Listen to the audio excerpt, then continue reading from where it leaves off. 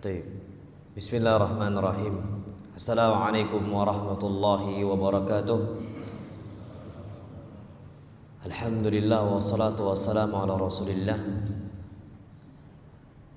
Ayyuhal ikhwatul kiram, Allah Subhanahu wa taala masih memberikan kepada kita nikmat bisa lanjut lagi kita kajian tauhid atau akidah dari kitab Al-Mawsu'ah Al-Aqdiyah. Walaupun pekannya itu berganti karena anak ada satu acara diminta, jadi anak kuliah kita ganti ke pekan kelima, tapi insyaallah mudah-mudahan bulan depan balik lagi tetap pekan ketiga. Jadi anak afwan minta maaf kondisi itu. Insyaallah subhanahu wa ta'ala ala kulli hal Allah subhanahu wa ta'ala masih memberikan kita nikmat untuk masih bisa mengkaji akidah ataupun tauhid. Baik, kita sampai ke halaman 21 dari kitab Al-Mawsu'ah Al-Aqdiyah. Baik, apa kata Syekh di sini? Wa ma'lum ilmu tauhid. Ilmu tauhid itu adalah hukum-hukum akidah al-muktasabah yang diambil dari dalil-dalil yang Allah Subhanahu wa taala ridhoi. Jadi kalau kita berbicara akidah itu semua dalil. Kita tidak akan bisa mengatakan A, B, dan C tanpa ada apa? Dalil. Itu nggak bisa sembarangan kita. Kita meyakini suatu hal yang menjadi prinsip agama Islam, itu nggak bisa kita katakan oh ini halal, ini haram kecuali ada apa? Dalil. Min kitabin natiq wa sunnah madiyah. Yang mana dalil ini itu cuma dua. Al-Quran dan juga apa? Hadis. Ketika Al-Quran itu telah berbicara, Allah Subhanahu wa taala telah berfirman, kalau memang benar terima, kalau ada hadisnya terima.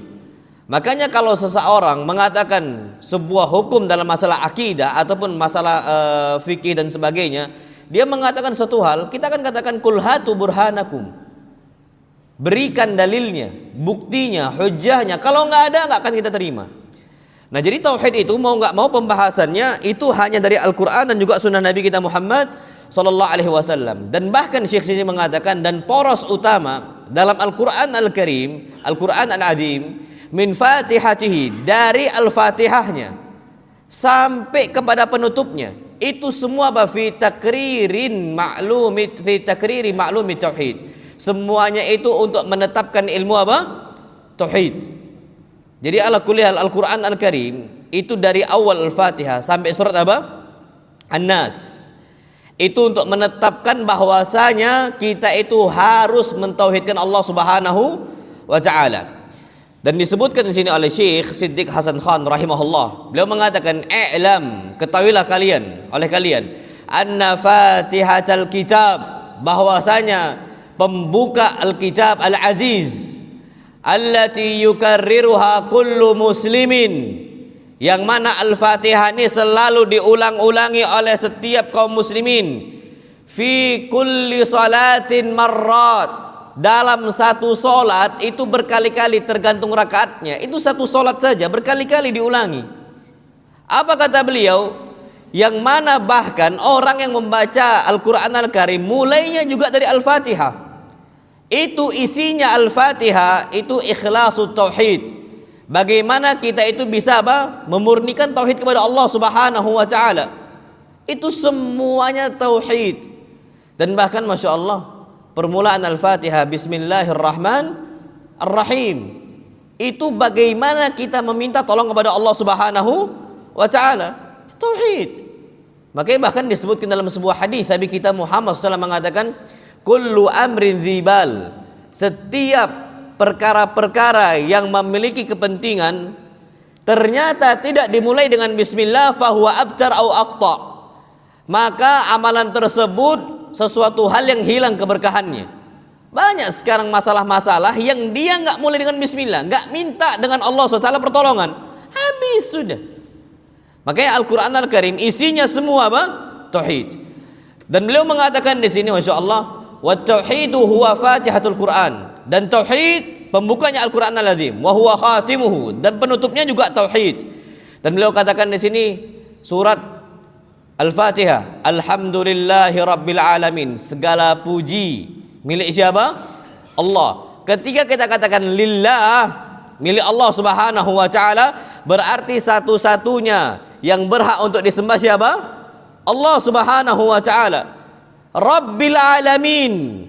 Rabbul Alamin itu penetapan bahwasanya Allah itu Rabb. Jadi yang pertama uluhiyah, yang kedua apa? Rububiyah. Allah yang ngasih rezeki, Allah yang menghidupkan, Allah yang mematikan, dan semuanya.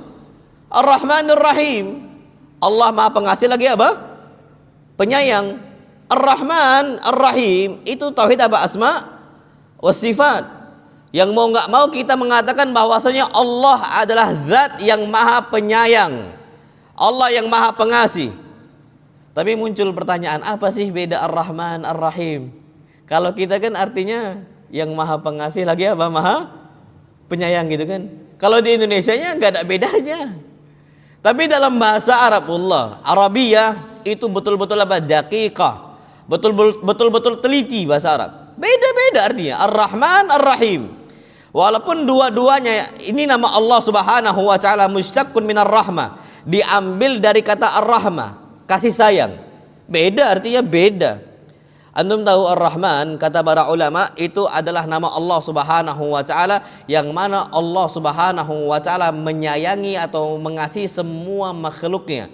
Semua makhluknya itu dapat rahmat dari siapa? Allah SWT.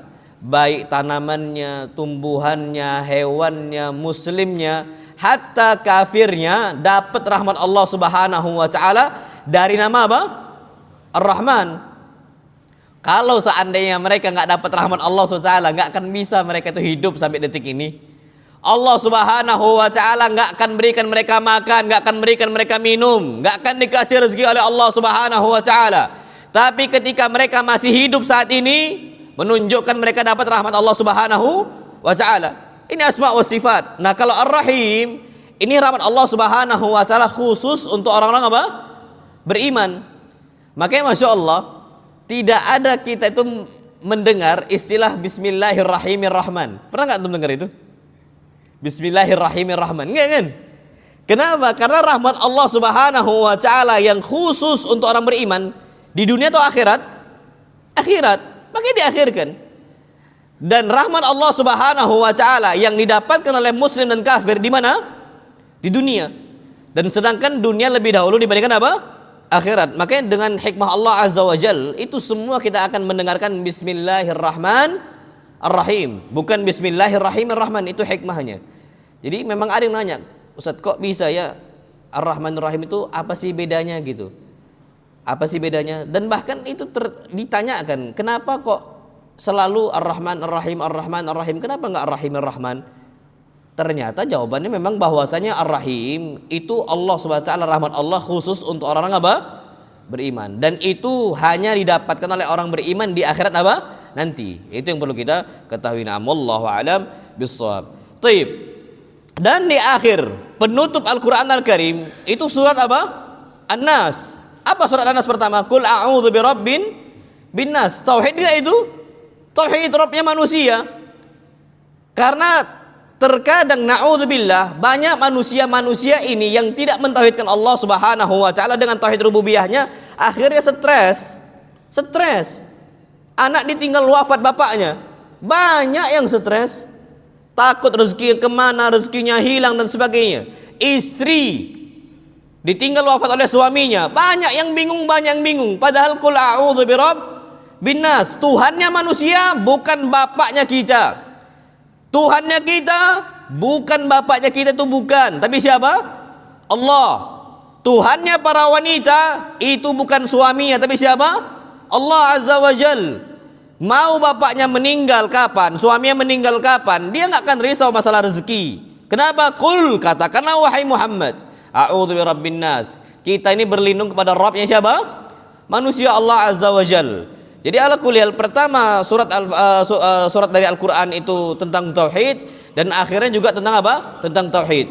Dan ternyata itu semua fi takriri tauhid bi anwa'ihi. Semuanya untuk menetapkan tauhid dengan segala macamnya.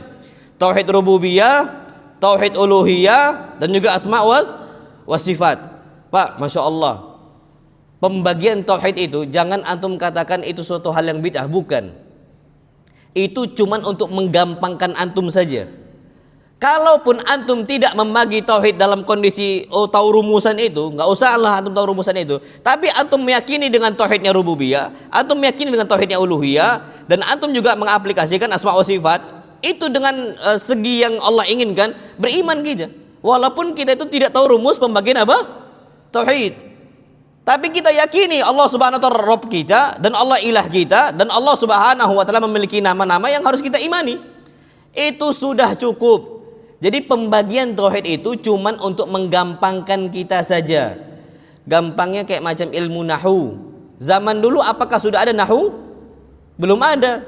Dibuat ilmu nahu itu cuman untuk menggampangkan saja, wasilah.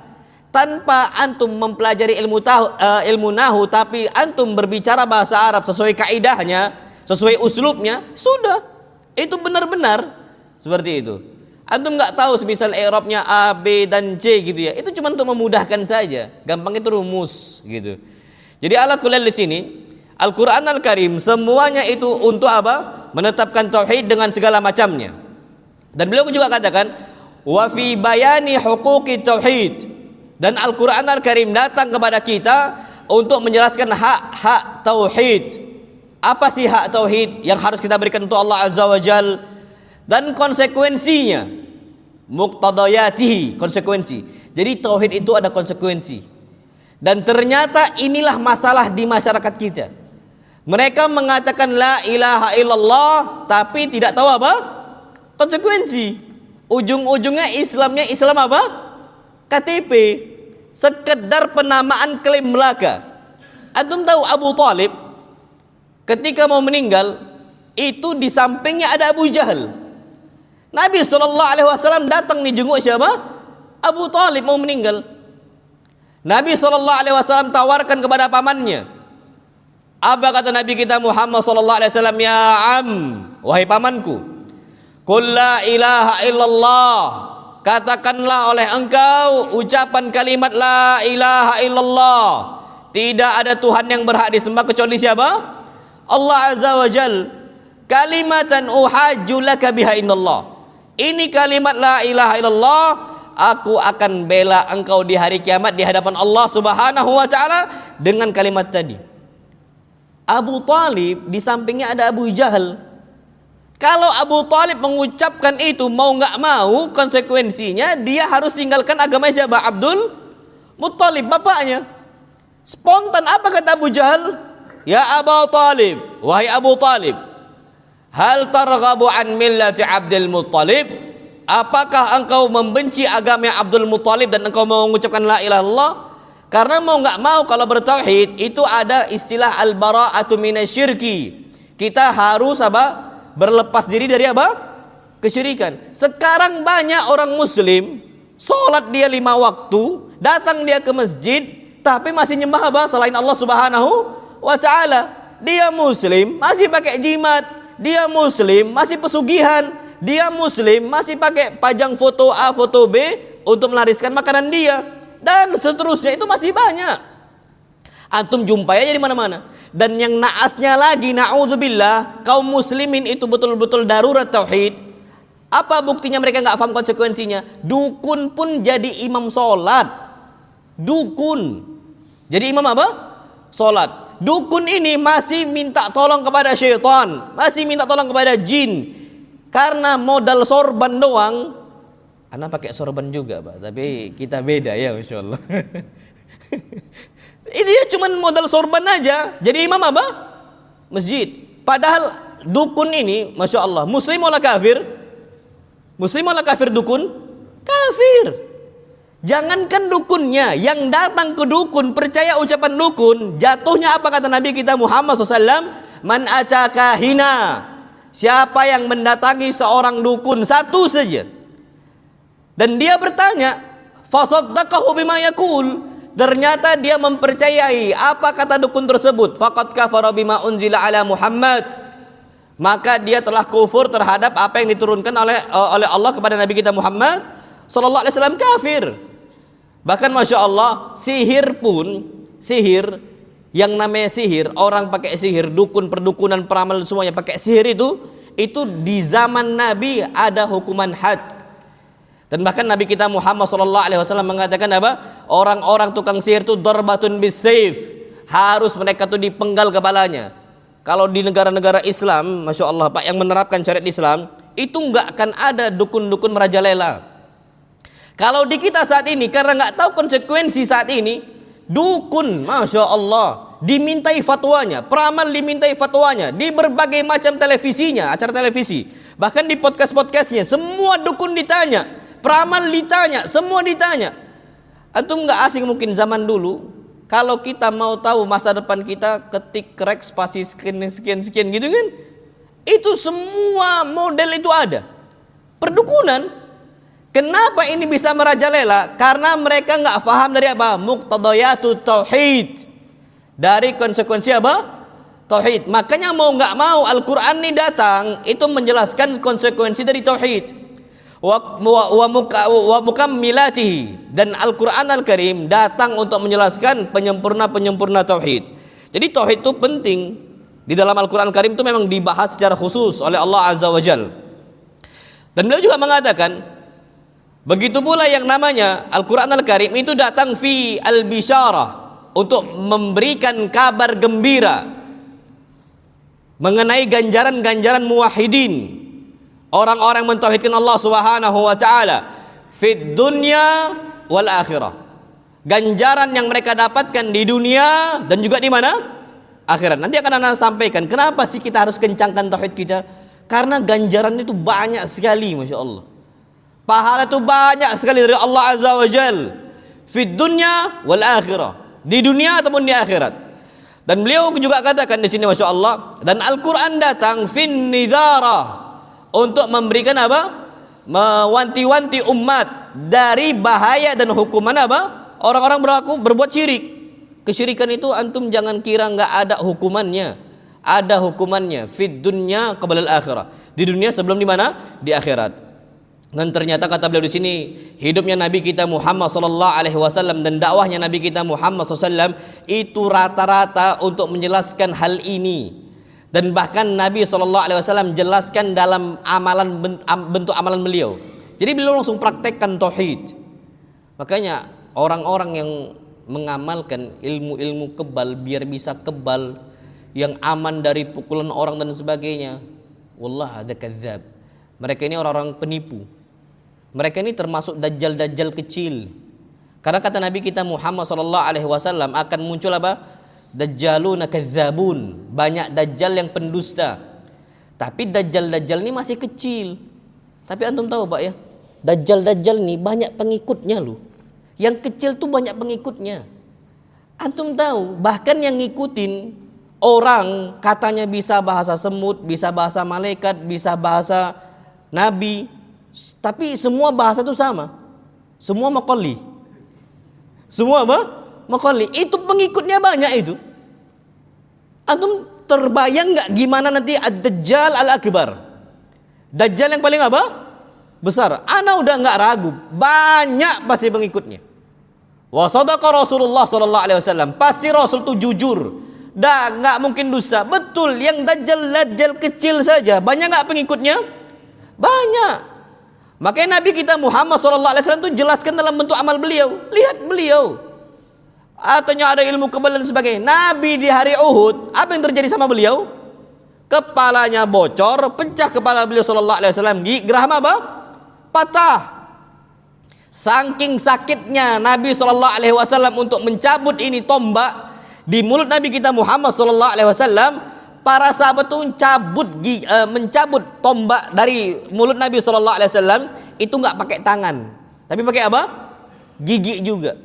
Jadi kalau sahabat tuh ketika nyabut pakai gigi itu sadar, oh ini lagi sakit. Ketika kalau pakai tangan, sahabat tuh nggak akan rasa sakit. Jadi asal cabut aja kan gitu. Tapi kalau seandainya pakai gigi juga, sama-sama merasakan apa? Sakit. Oh berarti ini harus pelan. Oh ini harus dikencangkan. Oh ini pelan. Ini harus dikencangkan. Itu hikmahnya, Pak.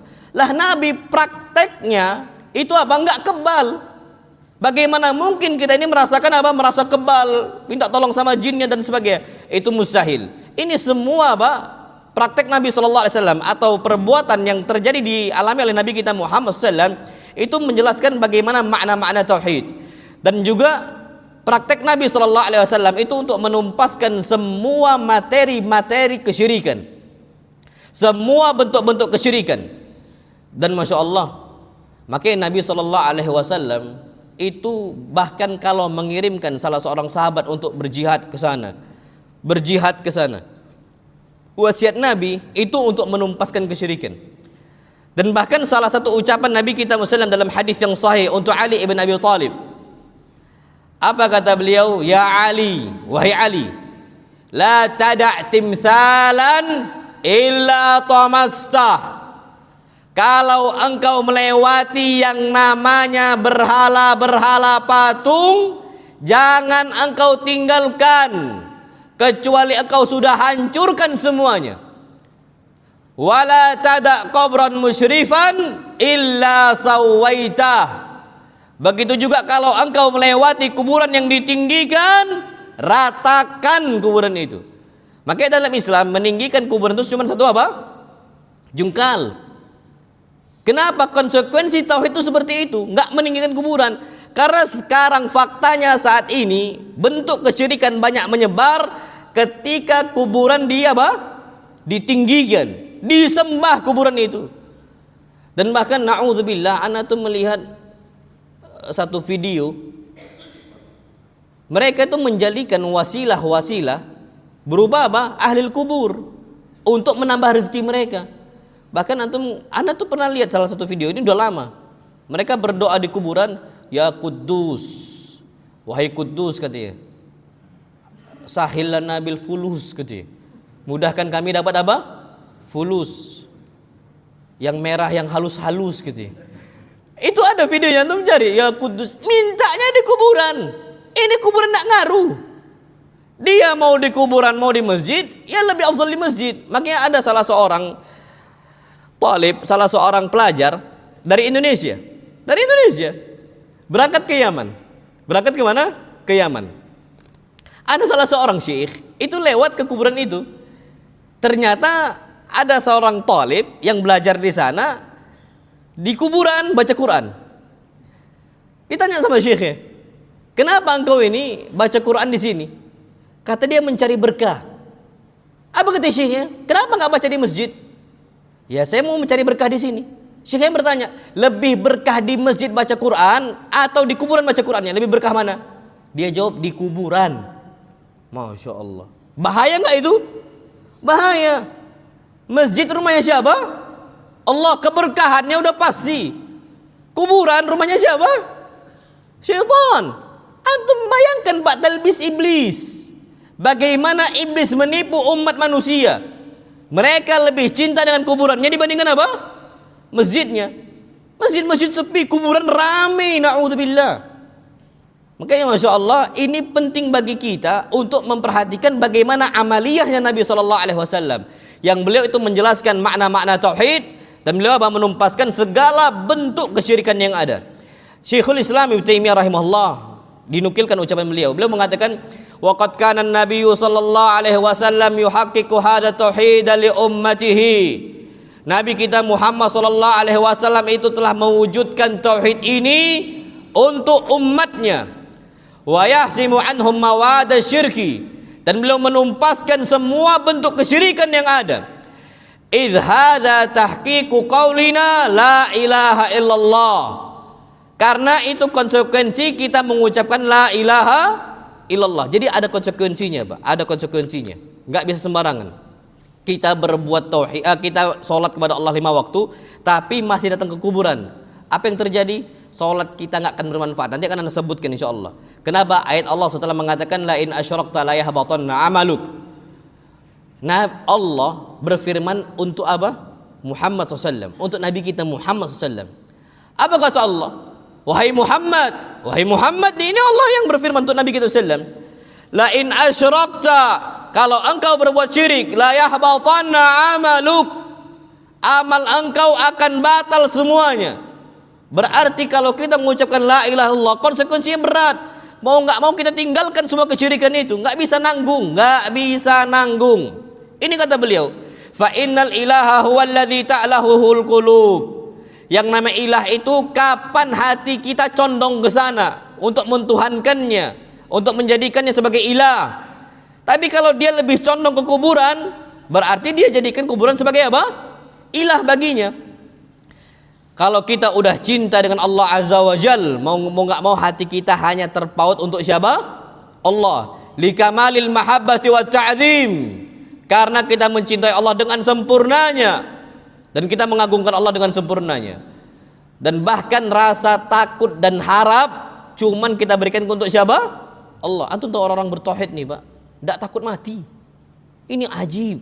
Antum tahu orang-orang Filistin itu Masya Allah dengan kelemahan fisik mereka, tapi tauhidnya di saat mereka ini saat ini betul-betul genting-gentingnya bertahan. Dan mereka rata-rata bukan orang-orang yang takut gitu, hilang hartanya, hilang nyawanya, enggak, sampai detik ini. Dan bahkan Masya Allah termasuk tauhid yang paling kencang waktu itu ada kasus salah seorang bapak-bapak, ternyata itu apartemennya itu habis dibom, habis. Banyak yang meninggal keluarga, semua keluarga meninggal, kecuali beliau seorang diri yang hidup. Ditanya tentang kondisi itu gimana? Ya sudah, inna lillah, kita milik Allah dan kita akan kembali kepada siapa? Allah. Sesimpel itu dia jawab. Terus gimana kau tinggal? Allah Subhanahu wa ta'ala masih memberikan saya hidup, maka Allah juga kasih rezeki untuk saya. Masya Allah. Kalau kita, Pak, kebakar rumah kita, apa enggak pusing 7 keliling kita nih? Bingung gimana. Tapi mereka ini kuatnya sekali, Masya Allah. Kenapa? Rojanya mereka, harapan mereka cuman kepada siapa? Allah. Mereka enggak berharap kepada manusia. Makanya kalau kita bertauhid kepada Allah dengan tauhid yang sempurna, ar-raja, berharap cuman kepada Allah, jangan sama manusia. Makanya Jibril pernah mengatakan, inna syarafal mu'min, kemuliaan seorang mukmin, apa kata Jibril? Qiyamuhu bil lail, ketika dia salat malam, wastighna'uhu 'anin nas, dan dia enggak butuh dari manusia, enggak minta sana, minta sini untuk berdia, naudzubillah, aib. Kita ini harusnya memikirkan orang lain. Ini banyak orang-orang minta sana, minta sini, minta sana, minta sini. Akhirnya apa? Tauhidnya lemah sekali. Kita harusnya tergambar gimana kita bisa bantu orang. Ini ternyata kita minta apa? Minta dibantu. Dengan kondisi ngemis sana, ngemis sini, ngemis sana, ngemis sini. Harusnya kita membantu orang atau menjadi wasilah agar orang terbantu. Ini tauhid. Ini enggak, naudzubillah. Makanya di luaran sana, sebanyak apapun harta mereka, kapan udah kebiasaan ngemis, akan terus ngemis walaupun mereka itu orang kaya. Dan bahkan ana udah lama sih dapat berita, ada pengemis di kampungnya, rumahnya 2 lantai, besar, tapi akan terus ngemis. Kenapa? Tauhidnya lemah. Dia merasa rezeki dia di tangannya siapa? Manusia. Minta. Kalau tauhidnya kuat, dia berharap hanya kepada Allah. Maka apa kata Nabi kita Muhammad sallallahu alaihi wasallam, li an yahtatiba ahadukum huzmatan ala dhahrihi. Seseorang itu membawa kayu bakar di atas punggungnya, itu jauh lebih baik dia bekerja untuk mencari kayu bakar, dia jual, laku tak laku yang penting usaha dulu. Itu lebih baik kata Nabi sallallahu alaihi wasallam, min an yas'alan nas, daripada dia minta-minta kepada siapa? Manusia untuk perut dia. Na'udzubillah. Fayu'tiyahu aw yamna'ahu.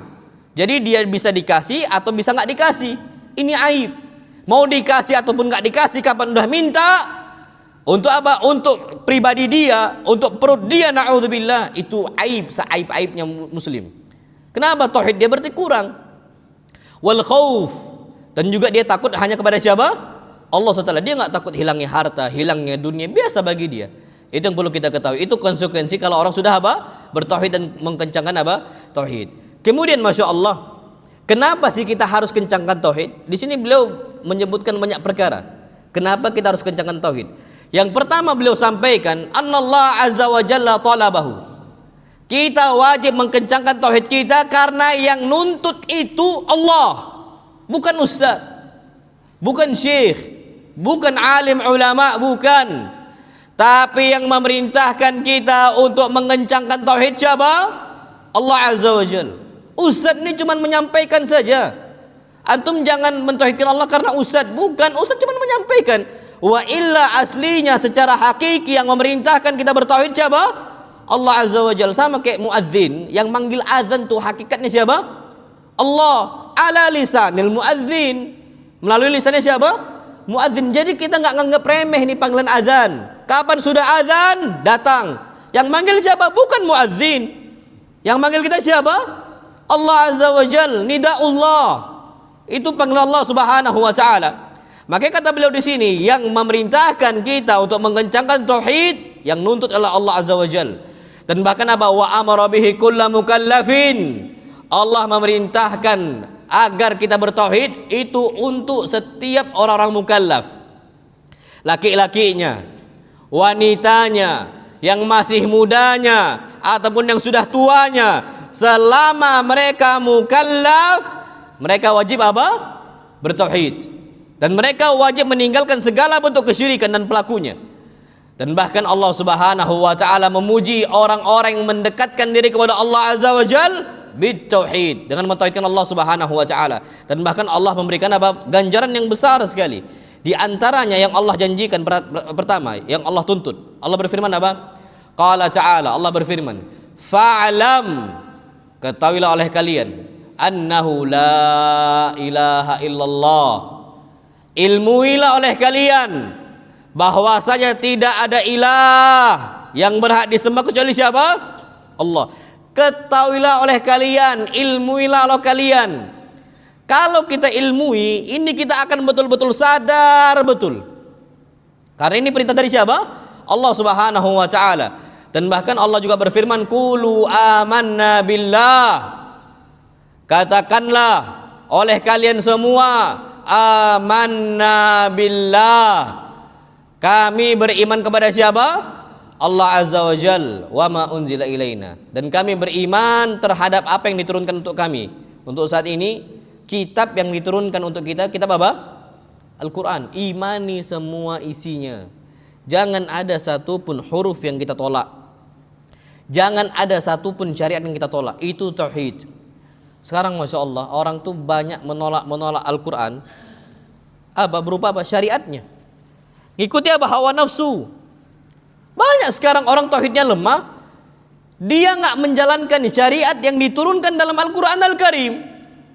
Tapi ngikuti apa? Hawa nafsu. Dia tidak mentuhankan Allah jadinya. Tapi hakikatnya dia mentuhankan apa? Hawa nafsu. Bahkan sampai Allah Subhanahu wa taala berfirman, "Tidakkah engkau melihat wahai Muhammad orang-orang yang menjadikan apa? Ilahahu hawa." Yang menjadikan hawa nafsunya sebagai apa? Tuhan. Banyak sekarang. Antum tahu syariat bagi waris. Orang tuh nggak mau pakai syariat Islam. Apa kata mereka? Syariat waris dalam Islam itu zalim. Zalim untuk wanita lah, zalim untuk inilah, zalim untuk itulah. Akhirnya nggak pakai syariat itu. Mereka pakai hawa nafsu. Mereka mengambil hak yang bukan haknya, na'udzubillah. Ini banyak sudah sekali di zaman ini. Itu ketika tauhid mereka apa? Lemah. Makanya antum tahu Pak, Masya Allah, biasanya yang tidak ribut dalam urusan warisan itu mereka-mereka yang keluarganya semua sudah ngaji. Biasa gitu. Pun kalau terjadi pertikaian, karena mereka nggak tahu hukumnya, gitu aja. Tapi kalau mereka ini awam, tidak pernah ngaji tauhid dan tidak pernah mereka itu tunduk kepada syariat Allah Azza wa Jalla, insya Allah ribut. Walaupun KTP-nya agamanya apa? Islam. Karena mereka nggak tahu syariat siapa yang dipakai, hukum siapa yang dipakai. Karena mungkin mereka ada yang mengatakan, oh kita pakai hukum negara, ada yang mengatakan, oh kita pakai hukum adat, ada yang mengatakan, oh nggak pakai hukum A, hukum B. Mereka nggak jelas hukum siapa. Tapi kalau Muslim yang dipakai hukum apa? Islam. Itu kalau Muslim. Mau nggak mau, selesai. Makanya kata Allah, tilka hududullah. Itu batasan dari Allah Azza wa Jalla. Jadi yang menuntut kita untuk mentauhidkan Allah, menyempurnakan tauhid, mengencangkan tauhid siapa? Allah Azza wa Jalla. Kemudian apa sih pahalanya? Apa sih ganjarannya? Allah berfirman, qad aflahal mu'minun. Orang-orang yang beriman beruntung. Wallahil adzim. Itu sahih.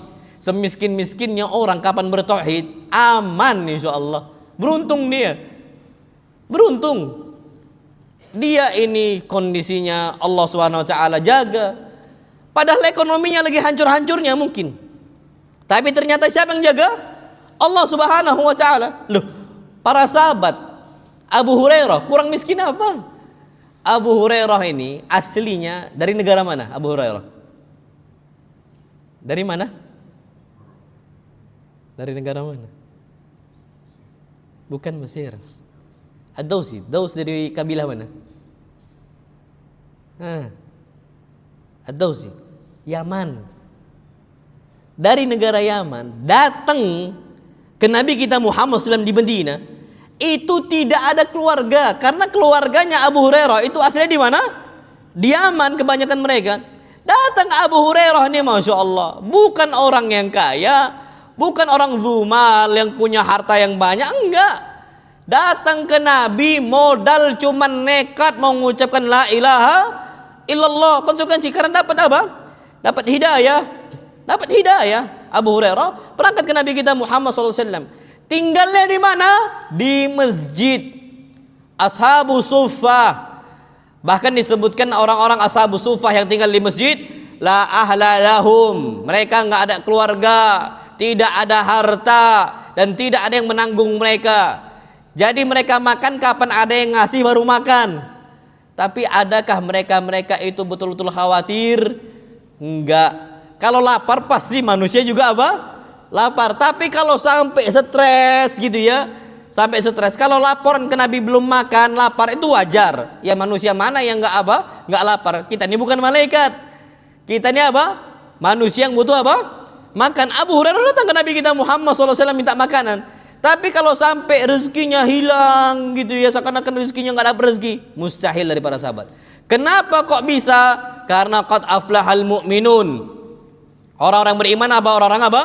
Beruntung. Ini sering Anda sampaikan, Pak.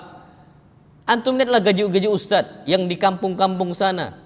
Itu masih banyak yang di bawah apa? UMR, yang di bawah UMK pada normalnya itu banyak. Antum cek lah. Kalau di sini mungkin kota besar ya. Tapi kita coba sesekali berangkat, bagaimana rasa tauhid mereka itu kuat. Dan tawakal mereka itu kuat kepada Allah Subhanahu wa taala. Mereka ini makan ketika ada makanan. Kalau saat tidak ada makanan, mereka berpuasa. Sesimpel itu. Dan ini manhajnya Nabi kita Muhammad sallallahu alaihi wasallam. Ada makanan beliau makan. Enggak ada makanan apakah mencela istrinya? Oh enggak. Ini tauhid. Nabi nanya, "Ya Aisyah, hal indaki syai?" Wahai Aisyah, syurub?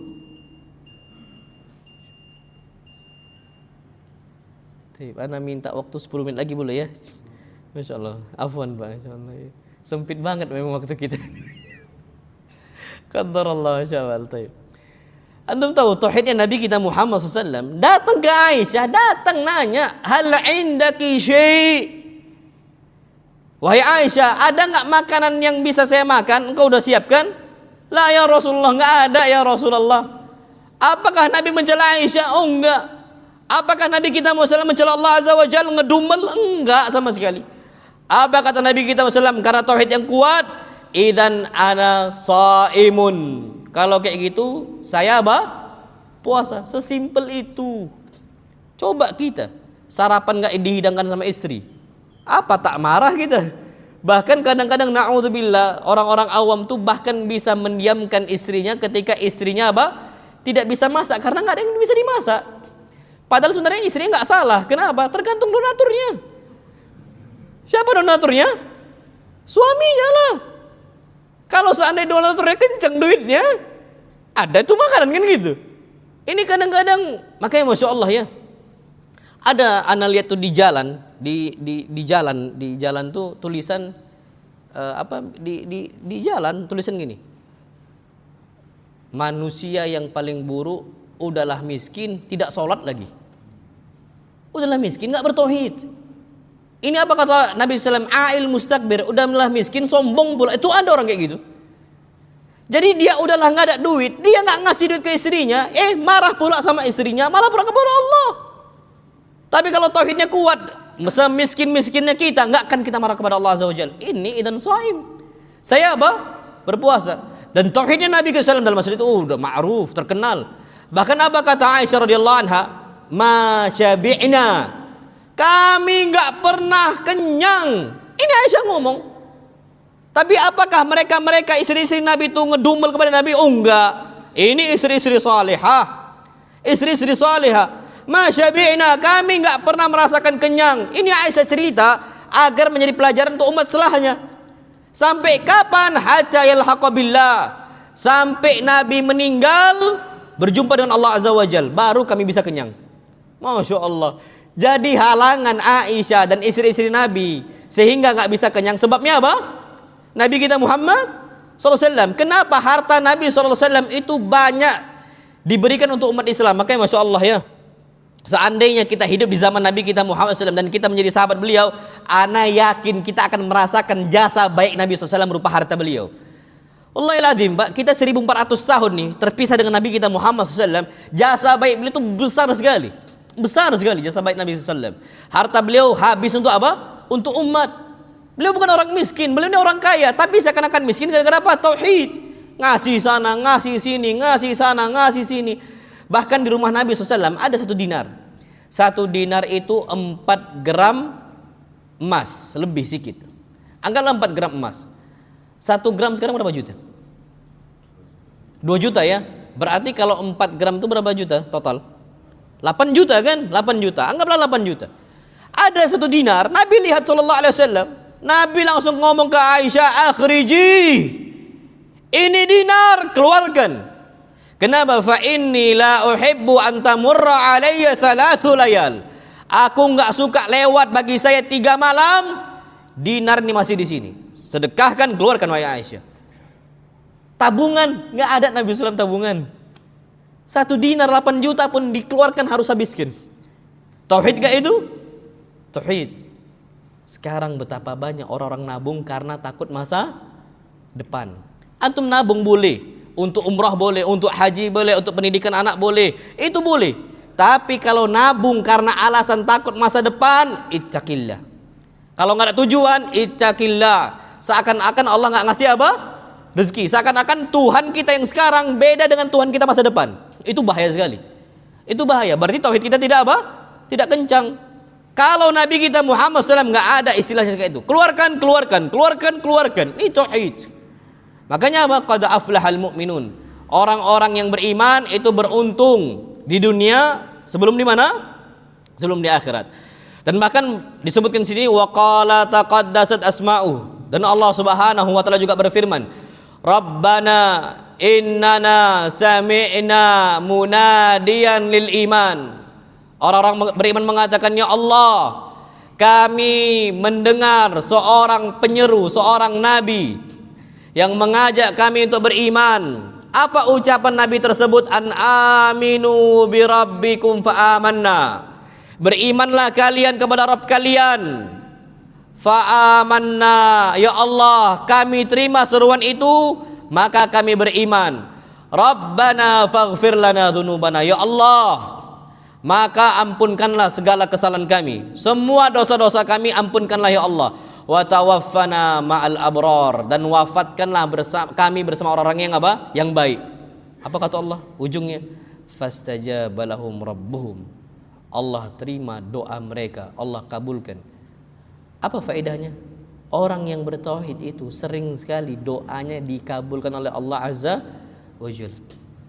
Bahkan ada satu hamba yang saking kuatnya tauhid. Apa kata Nabi kita SAW? Lau aqsama 'ala Allah.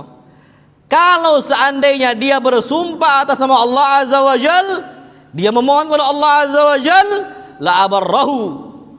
Niscaya Allah akan kabulkan langsung untuk dia. Apa sebabnya? Karena saking kuatnya tauhid di hati dia. Dia minta sama Allah dikabulkan, dia minta sama Allah dikabulkan. Kita minta umrah, ya Allah, umrah, ya Allah, haji, ya Allah, kada, ya Allah, kada. Semua dimudahkan, ya Allah, mudahkan saya menuntut ilmu, ya Allah. itu ketika dia minta kepada Allah, nyebut nama Allah Azza wa Jal, bahkan sampai bersumpah dengan nama Allah Azza wa Jal, la abarrahu. Allah apa? Allah langsung kabulkan. Yang awalnya cuma pembicaraan, ana insya Allah pengenlah berangkat ke sana, mudah-mudahan Allah mudahkan maisha ana di sana. Allah kabulkan. Padahal cuma apa? Obrolan. Itu bisa-bisa kita nggak pernah tahu. Lau aqsama 'ala Allah la abarra. Kita mau masuk perusahaan A, perusahaan B. Kita cuma ngomong ke orang tua kita, Umi, insya Allah nanti ana mau masuk perusahaan itu, doainnya mudah-mudahan lulus. Diluluskan oleh Allah Azza wa Jalla. Allah jadikan dia diterima, dijadikan. Kenapa? Fastajaba lahum rabbuhum. Allah Subhanahu wa taala mengijabahi doa-doa mereka. Allah dengar. Kita nih kadang-kadang naudzubillah berdoa kepada Allah Subhanahu wa taala sampai ada masanya kita tuh seakan-akan doa kita nggak pernah dikabulkan.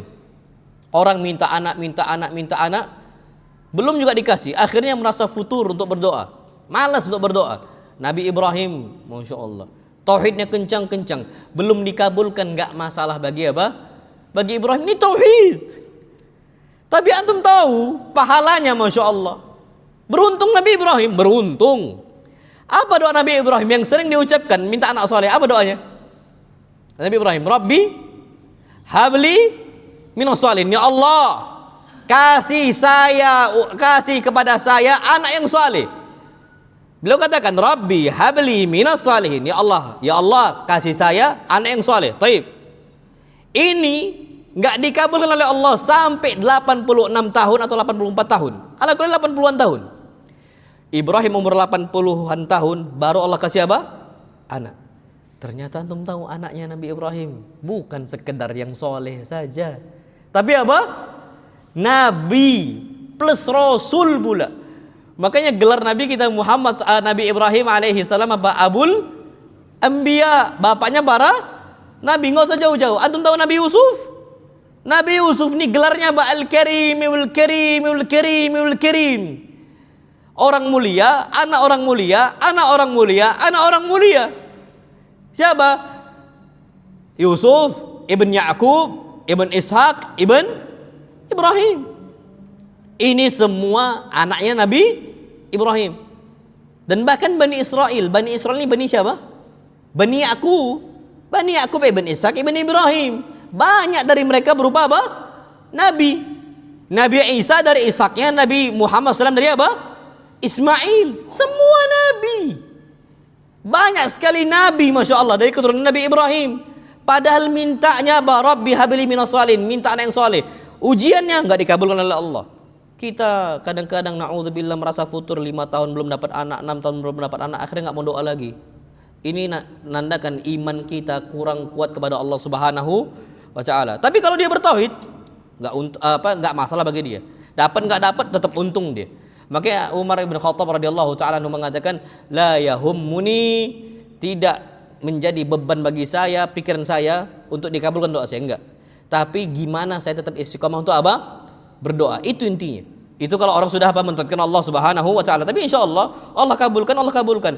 Pun kalau Allah nggak kasih dunia, Allah kasih di mana? Akhirat.